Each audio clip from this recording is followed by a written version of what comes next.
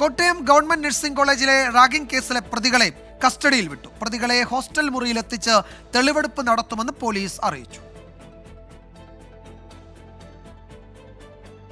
Arrest രേഖപ്പെടുത്തി ഒരാഴ്ചയ്ക്ക് ശേഷമാണ് പ്രതികളെ പോലീസ് കസ്റ്റഡിയിൽ വാങ്ങിയത്. തെളിവെടുപ്പിനും ചോദ്യം ചെയ്യലിനും 2 ദിവസത്തെ കസ്റ്റഡിയിൽ നൽകണമെന്നായിരുന്നു പോലീസിന്റെ ആവശ്യം. കേസിൽ കൂടുതൽ പ്രതികളുണ്ടോ എന്നതടക്കമുള്ള കാര്യങ്ങൾ പോലീസ് ചോദിച്ചറിയും. കൃത്യം നടന്ന ഹോസ്റ്റൽ മുറിയിലെത്തിച്ച് തെളിവെടുപ്പ് നടത്തും.